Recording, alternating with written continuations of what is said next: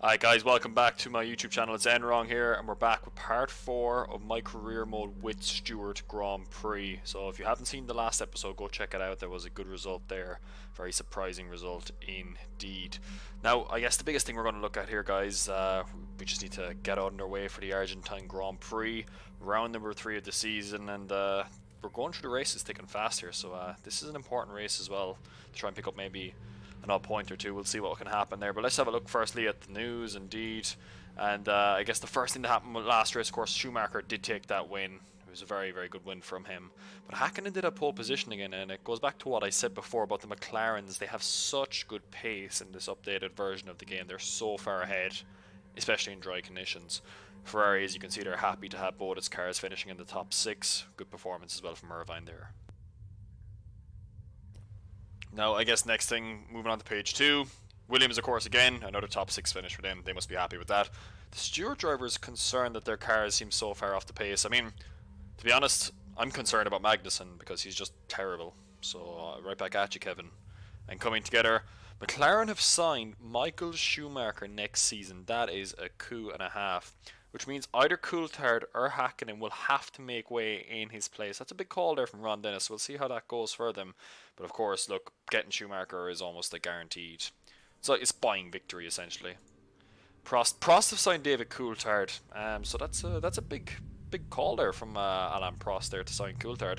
Really good signing, really good driver in this game as well. Very good dry weather driver, and he's not too bad in the wet as well, so that's a good signing there from Alain Prost. He's definitely making head there on that. He's a better driver than Trulli and Panis, that's for sure.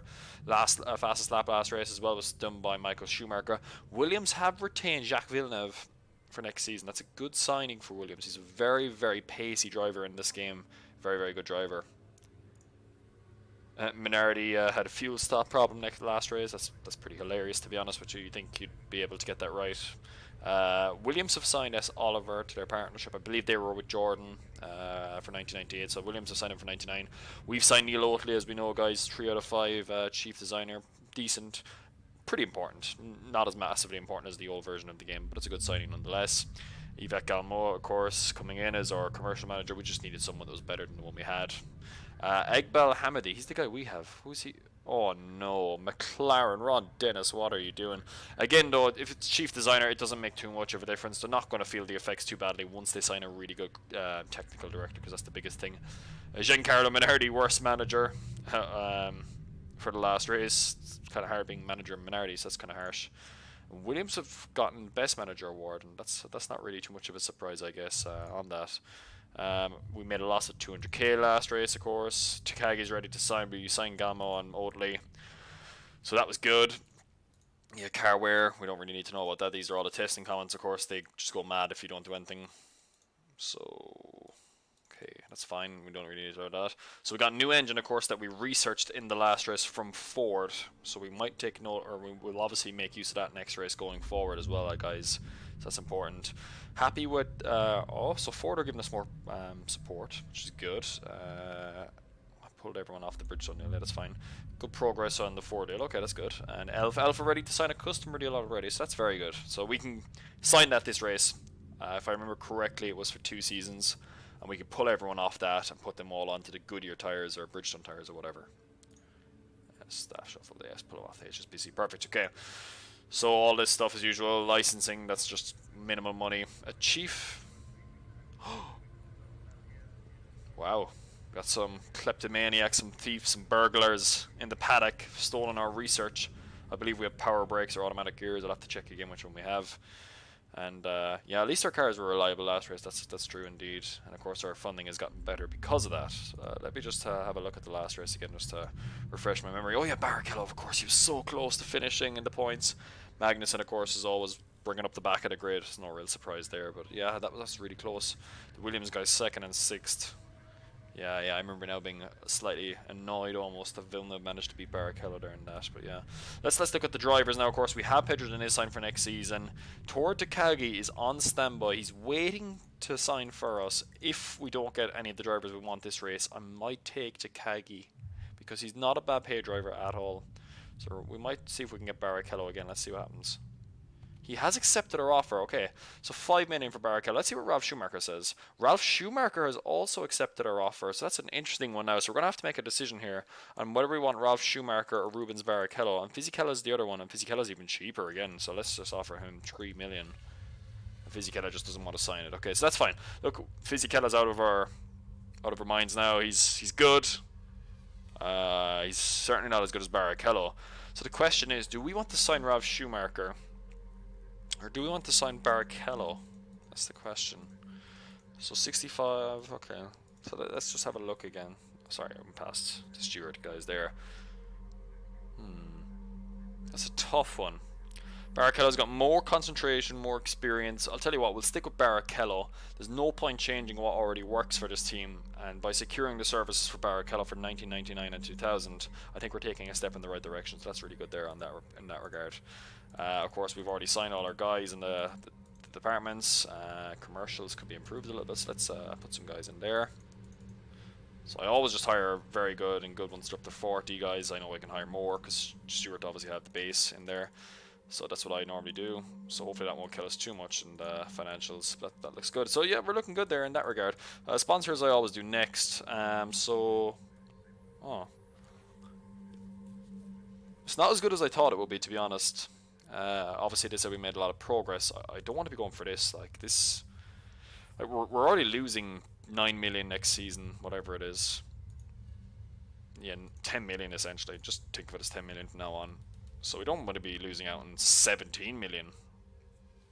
You know, if we can get the partner deal, that basically means Diniz offsets the amount, which is good. That's what we want. So we need to start working towards it a bit better than what we have been. Let's sign this deal with Elf, of course, for 2 seasons. It's a good deal. It's only 200k, and Elf aren't actually that bad of a partner, I believe, for engines. Let me just double check again. Yeah, Elf 1 performance, 3 engine tolerance. That's okay. That's all we want really. So let's put people on the let's take them off the Elf deal for now, and let's put 5% on the engine deal, and let's get the. Actually, yeah, it doesn't really matter because we're not looking for partner there. Let's just put everyone on the engine. We need to get the engine deal sorted. We need partner status. If we can get partner status, guys, we've got a good chance of just progressing, staying alive, and not for this series to go down in the water so that we fail. So that'd be pretty good. So yeah, that's good. Okay. So of course we'll go back in a second to that. Yes. Okay. So let's the engine here, guys. You can see now it's come true. A little bit more power, as you can see. 2 bits more reliability, 1 bit more rigidity, so that's really good. And that kind of like gives us a good baseline now, a little bit better reliability in terms of the engine, which is of course always important. We're going to confirm the setup because we're not going to be testing anymore. There's no reason for us to be testing anymore. So I'm just going to take all these guys off this so that I can free them up for mechanics duties, fixing the cars and so on. Because testing is really important, or really, sorry, testing is really, financially draining. So it's not something that I really want to do there. But yeah, construct a part here. So we're going to improve the brakes reliability. Okay, no, we're not going to do that straight away. We're going to come back to that, so we can get a few parts first instead. Because there's a way you can kind of get past that system paying a little bit more. But yeah, I mean, had the FIA announced their technical regulations for next season? They haven't. So for the moment, guys, we're just going to keep working on the reliability of our parts. As you can see, they're absolutely dreadful for most of them. They're all 1s. And that tells you how bad Hamidi is as a chief designer. He's the kind of guy you just don't want on your team. He's just not very good at his job. And yeah. So other than that, we upgrade our technology, of course. We're still waiting on, I believe it is... Let's go back and just double check. Okay, so we already have power brakes. So someone has robbed our power brakes, guys, which is a big shame, because that was kind of one of our little bits of advantage. But the good news is automatic gears are going to be progressing nicely into the next race. So for now, we're just going to be looking to upgrade the suspension as well. And yeah, let's just go back and actually remind myself who our engineer is. Oh, one-star engineer, so Jenkins. Jenkins is terrible. Just awful, just not good in any way, shape or form, so that's a shame. Okay, so yeah, let's just repair the cars, and we're all good then to go pretty much for the 1998 Argentine Grand Prix. So we're just going to repair, ooh, these are very spicy rare parts indeed. So let's see what happens when we do this. That's fine. We don't have enough spares to complete this job. Okay, so look, we'll just do this.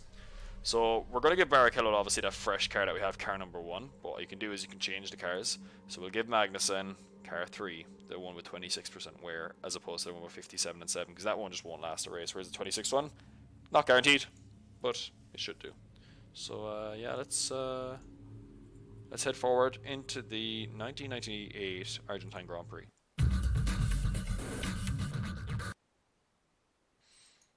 Perfect. Okay, so nothing's changed in terms of the grid, of course, as we know next season.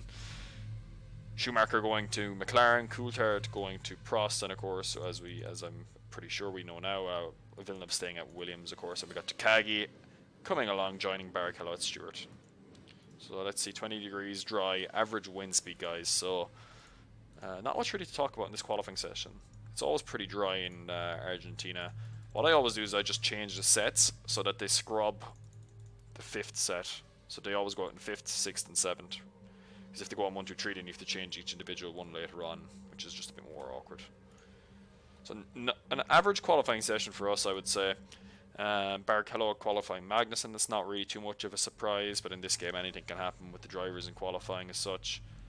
But yeah, no, again, the McLaren's on pole. Not much of a gap though over Schumacher and Irvine indeed, which is a bit surprising. The Goodyear tyres, they're not bad in this game. They're not great, mind you, but they're not that bad.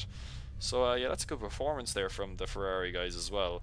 Williams quite a bit back, of course, pretty much a second back. And then the Benettons and Saubers and the Jordans are all kind of getting amongst each other there pretty much in the midfield, other than Herbert, who's a little bit slower.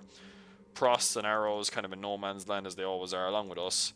And yeah, Ross set out qualifying Takagi. It's a good thing we didn't pick up Tor Takagi after a qualifying performance like that.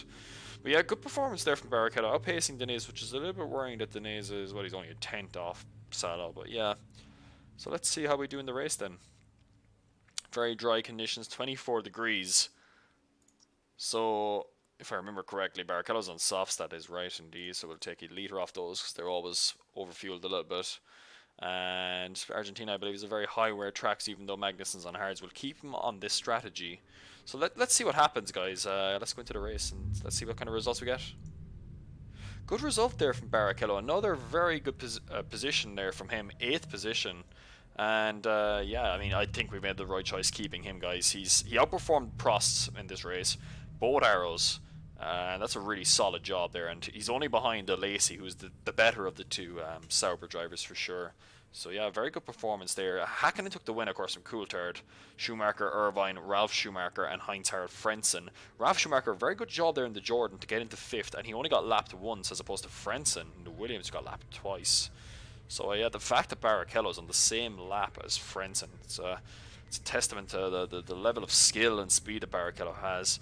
Magnussen, no surprise, he's a bit down the order, but at least he managed to beat Tuero on the Minardi, which is, yeah, you got to take whatever victories you can get in life, and that's kind of the story of Magnussen, I think, in his career, in both real life and in this game. Rosset with a hydraulics failure. Fisichella had a driver error, so that's a huge shame, and it's a good thing we didn't actually probably get him because he didn't do too well. And yeah, Villeneuve with an engine failure, he's not going to be too happy there. Herbert also had an engine failure. Hill with an accident, and Wirtz with a gearbox failure. But yeah, good performance from Barrichello. I guess looking at it now, I'm a little bit almost. I guess there's a little bit of a sour taste in my mouth that we didn't take Ralf Schumacher when he puts in a performance like that in a Jordan. But I think Barrichello's performance is a little bit better considering he's in a Stewart. But yeah, good to see. I've got a good eye for drivers anyway. Maybe they should change my name to Helmut Marko. Actually, no, don't do that. That would be terrible. So this is what it does for the Drivers' Championship. Of course, 3 drivers are at the top. So of the 3 drivers, we have Schumacher, Hakkinen, and Coulthard all fighting it out in 16 points. Frentzen on 11, of course, and Irvine 6. Villeneuve and Hill are both on 4 points. Ralf Schumacher and Alesi on 2. And Johnny Herbert rounds out the points finishers, top 10 points each. None of the Benetton drivers have actually scored points yet, which is a big surprise. You basically got the McLarens, the Ferraris, the Williams, the Jordans, and the Saubers. So Benetton have yet to score points, which isn't really very good for Benetton. They need to score points ASAP. They can't keep having failures and stuff. So yeah, as you can see, McLaren still lead the constructors. Of course, that's pretty much a done deal. I think Irvine just can't keep up. He's not the same driver as Schumacher. And the fact that Ferrari can battle McLaren is a phenomenal job there, really, from Ferrari. So yeah, 32 points for McLaren, 22 for Ferrari. Williams are on 15, Jordan are on 6, so good performance there from Eddie Jordan and the boys in 4th position, and Sauber on 3 points in the end there. So that's yeah, good way to round it off. But yeah, guys, that has been round 4. So interesting results in the end again. Ooh, very good news indeed. So our chassis regulations have been announced. So for the next episode, you'll see that. But I just want to go back to the race again, just to see. Of course, we had the retirements there. A lot of them happened in the mid part of the race, as you could see. Fisichella went off near the end, but most of them happened early on. In terms of fastest laps, Barrichello, 12th fastest lap. Very impressive from him, considering some of the other drivers on that list that he's beaten. The likes of Herbert, the 2 Prosts, and Denise all the way down there. That's not a good sign. That's not what I want to see at all. I wish I hadn't looked at that. But yeah, that's pretty much it, guys. Thank you very much. Make sure you hit like on the thumb below. Subscribe if you enjoy the videos. Pass on the videos. Share them with a friend who also may enjoy these videos. And yeah, I'll see you next time for the 1998 Grand Prix in San Marino.